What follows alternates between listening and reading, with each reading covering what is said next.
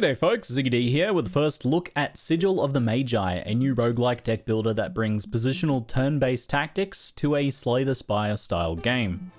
This video is part of a sponsored promotion I'm doing to help bring a bit of extra attention to the game. As such, I'll keep my opinions till the end and focus on explaining what this game has to offer for now. A run in Sigil of the Magi begins with selecting a party of champions. In the game currently is the Royal Vanguard, comprised of a Knight, Archer and Wizard, and the Guild of Shadows with a Bounty Hunter, Rogue and Witch. These are pre-made parties, but you can also custom make a party with any of those current 6 champions. Each champion has its own unique passive bonus, like the Knight gains armor each turn for each occupied space next to it, and the Archer gets 50% bonus damage if she fires before moving that turn. But that's not the only difference. Each champion also has its own unique starting deck of cards, and cards that you can add to your deck over the course of a run. All of the cards from your 3 champions are shuffled together, and you play all 3 champions and decks at the same time on your turn. And that's the core of the unique premise on offer in Sigil of the Magi. Instead of having one deck and one character, or independent decks for different characters, you control your whole party with a combined deck all at the same time on your turn. This design means that you can use strategies that have you bounce back and forward between different characters, setting up combinations of abilities and party movement. Move your mage out of the way for the archer to do a power shot and have the mage cast a protected pillar in the empty space before the knight moves in to control the space. There's a lot of different possibilities here. The game takes place across an encounter map, allowing you to choose paths as you explore random encounters, regular elite and boss battles, visit shops, make camp to rest and upgrade your deck, or open chests with relics inside of them. You can opt for harder routes with elites or better rewards, or beeline straight to the boss. You can sometimes even travel sideways, adding additional encounters before the boss if you feel you need to power up with some more loot. Each battle one awards you with gold and the option to take a new random card. You can take something that complements your strategy or skip the cards if they aren't that helpful for you. Elite battles also award relics, which can offer a range of boons from minor conditional effects to major changes to how you approach the game. Let's talk in a bit more detail about the battle mechanics. Before the fight starts, you begin by placing your champs in the green area. Scattered around the map will be enemies and terrain features. Some are simple movement blockers, but things like shrubs increase the armor of any unit inside of them, while water causes units inside of them to become more vulnerable to damage. There's other things like poisonous mushrooms and protective runes. The combination of terrain features, your champion's passive abilities, and what enemies can do will all affect your strategy when it comes to positioning and whether you want to charge in or hold a more defensive posture. This is a game where you have full information available to you. Click on enemies and you can see the exact action they plan to do, how far they can move, and which of your heroes they will try to prioritize attacking and in which order. You can use all of this information to great effect. If they're targeting one of your vulnerable champions, you can move them out of the way or block the enemy's advance and they will switch to the next highest priority target. Now turn 1 also reveals that this game has another layer that plays a huge role in combat, the rack. If you cannot play any useful abilities, or if you want to hold your position and wait for enemies to come to you, then you can instead play cards into the rack. You spend the mana, and instead of using the card, you store it for a later turn. On subsequent turns, you can then play that card from the rack for free, as you've already spent the mana to rack it in the first place. This allows you to not only extend your hand of available cards at any time, but it also allows you to effectively bank the mana spent to cast them. Using the rack to its full potential will give you a lot more options over the course of the battle. Some relics even play with the rack's mechanics. For example, I had one that made it so the first time I filled the rack, that last card that I had played into it had its mana cost reduced to 0 for the rest of the fight. A pretty nice bonus.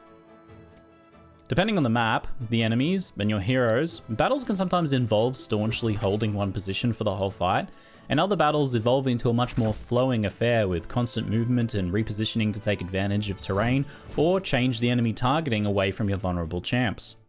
Now sometimes nothing helps to understanding something more than simply seeing it play down in action, so let's play the first battle with the Knight, the Archer, and the Wizard here. Now the Knight gains 2 armor for each adjacent occupied tile. The Archer gains 50% more damage if she hasn't moved yet, and the Wizard gives 1+ power to any adjacent allies. If the Wizard is adjacent to 2 allies, it also gains 1 power itself.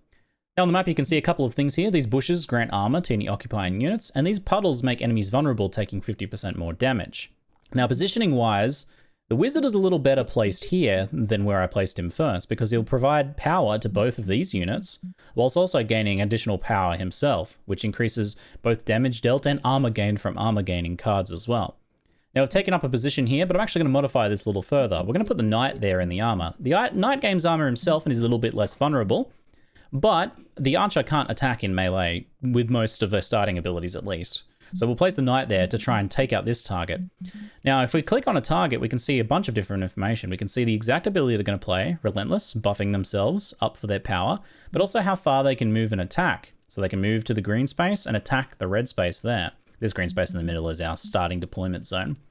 Now, because they're casting a buff, they won't actually move and attack this turn, so we have a chance to kind of get the jump on them a little bit here. So we can take advantage of that. But if they were moving and attacking, maybe we'd want to place in a position where we'd keep our more vulnerable champions safe. Right now, it's not a concern. So I think we're ready. We'll click start. Now, if you don't like what you've done in a turn, at any point you can actually click restart turn and undo everything to restart that turn from the beginning again. So not only do you have perfect information, but if you make a horrific mistake, you can undo and do things properly. Now, do we actually have enough damage to kill this one outright? We have 10 damage here from the archer. We have a slash. And then we have 8 damage from the wizard staff, which is actually enough to kill this one outright. Now, they're not going to come to us this turn, so we're pretty happy to stay in this position right now. However, that's not all we can do. We have provocation here, which costs 0 mana. Now, we don't have a reason to use this right now. It would just be wasted. But what we can do is spend the 0 mana and put it onto the rack. This will reserve it for future turns. Now, if that card costs mana and we still had some mana remaining, we could cast the card by spending the mana and put it on the rack and store it for a later turn, which would make it free for later turns, but also keep it available for us. They're casting their buffs. You'll notice those cards burn away. Those are burn cards, which you can also get as well. So now we know that they're coming in to do basic melee attacks. We can see that they'll be able to move into position here to attack the archer. And this one will be able to move into position here as well. Now you'll see their priority order actually says that this one wants to attack the knight, but he can't reach him. He can only get to here. So he'll instead go for the second priority, which means he'll step here and attack the archer with their melee attack. This one, on the other hand, wants to go for the wizard, but can't get to it. So they're likely to step here and attack the archer again. Now, this is pretty good positioning for us because there's 2 puddles there we can take advantage of. But we do need to move the archer out of the way. So we'll move the archer and we'll move the knight in here to tank instead. Now we know they're both attacking, so we could use defensive aura as well, which would give 9 armor to the knight. Now as you can see, I could have actually shot them before moving, so we've made a mistake. So we can take advantage of that restart turn option here. And instead, before moving, she gains 50% damage and she's actually in range. We can use some fast shot to do 10 damage here. Now we could shoot again, but we might actually want to preserve our knight's life by using the defensive aura. So we'll move the archer down here as we originally planned, move him over here, and we'll cast our defensive aura. Now we do have a provocation, which we could use to gain a little bit of armor as well, but the 9 armor is almost enough. We might actually use that provocation then. Now he wants to attack the... Oh, this is actually a really good idea here. So we've racked the provocation, and we know that this guy, the brawler here, wants to actually attack the wizard, and he can currently get into range. Now I don't really want to attack... I don't really want to do that, and I want this guy to come over here and attack the knight. So we'll use provocation to provoke him into attacking the knight, which means he's now forced to prioritize the knight. So he'll come down over to here and attack the knight instead. So we've messed with their priorities and really taken advantage of that. We'll go ahead and rack this dexterity armor skill in case we need it later.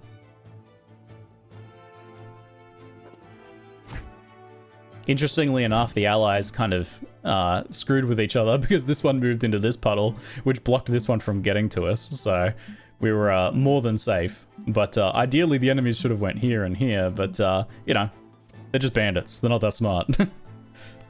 Now, this brawler wants to target the archer.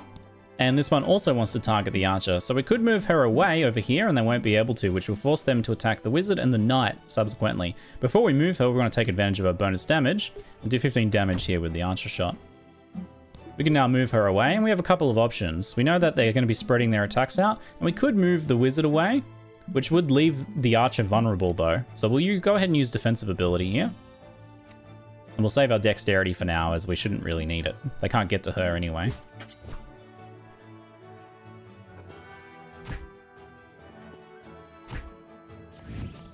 There we go. The armor was enough to protect the one hit, and the other hit went onto the knight, who was fully armored as well. Gives us an easy opportunity to slash down this one here. Now we can move the knight over here, go for another slash. Now unfortunately we can't quite shoot here because he's in melee range, so we have to move losing that damage buff, and then go for the shot there instead. Now he is going for the wizard, and then he will go for the archer. So what we could do here is move the wizard back over here, which he's still in range, so move him over a little bit more. There we go, perfect. And then we can use dexterity to provide her with some more armor, plus the shrub armor, which will protect her all but 1 damage from the brawler. So not perfect, but pretty good. He'll move up, punch the archer for 1 damage, and then we can finish him off with a slash, and we'll have to move her back and do a shoot. There we go, there we have it. Now I'd like to share some of my thoughts and opinions. Fans of Slay the Spire and other similar deck builders will immediately feel at home with the meta aspects of the game. How you progress through the maps, concepts such as cutting cards and keeping a deck lean to focus on a core strategy, and how relics can alter your strategy, these are all familiar. The risk-reward aspects of the game plays out well, with plenty of events to make sacrifices for the chance to obtain new relics or upgrade or cut cards. And there's always the strong temptation to upgrade a card at the campsite instead of resting to heal, even when you really need it. What sort of effects you get for upgrading cards is always a question I have when I see these games, and in this case there's a solid mix here. Some cards just get a little bit stronger with their core effect, making them more efficient, but there is also my favourite, cards that get new effects. The wizard, for example, has a group armor ability that also gains a thorns effect to damage enemies whenever it's upgraded. There's another spell that casts a pillar that can block enemies and increase the armor of nearby champions. It also, when upgraded, deals damage when you drop it down to any nearby enemies. The combat is surprisingly fluid at times. Playing defensively can be the right choice, but even then, it's often a good idea to reposition and move around the battlefield each turn. Being able to move one champion a little, do something, and then move another champion, and then return to the first and move it back or do something else, this allows for much more dynamic combat than if there was a strict turn order for champions, where you had to do a champion's complete turn before moving on to the next without being able to come back to it, for example. I do have one caveat about the combat for players though, especially those who would consider themselves to be perfectionists. If you feel compelled to play perfectly, you're either going to be in heaven or hell here with this game. On one hand, you have perfect information, so with good attention to detail, you can play perfectly in response. There's not much RNG here in the actual combat. On the other hand, checking who each enemy is prioritizing, how far they can move, and which ability they are using is a lot of information to go through on each turn. If you're comfortable with just playing well, you can get enough info here at a pretty quick glance, allowing the combat to play pretty quickly. But if you absolutely must play perfectly, then it'll take some time to plan out each turn in some cases. You might either love that, or you may not. I'll leave that at your discretion. The deck building in particular is interesting, as you can focus on one champion and even completely cut all of the cards of another hero out of your combined deck. Or you can carefully arrange a deck with some synergistic combinations between champions. And then when you consider that you can create custom parties with different champion combinations, you get a ton of options for deck and strategy building. Something about the combination of moving around a party and playing 3 decks together all at the same time transforms the game from just being about deck building to also being about strategy. There's more strategy building here than with other deck builders that I've played in the past.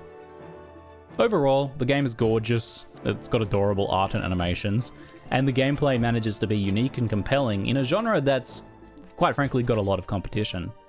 The game's in early access with the developer saying they're very keen to start getting some good player feedback for them to work on, but it already feels like it's earning its price tag of $15 US. It's well worth a look if you're a fan of deck building roguelikes and tactics games. There's a link to the game in the description if you'd like to check it out. Thanks to Yong and the Iterative Collective for sponsoring me to take a look at this game. It has been a pleasure. That's it for now. I'm Ziggy D, and thanks for watching.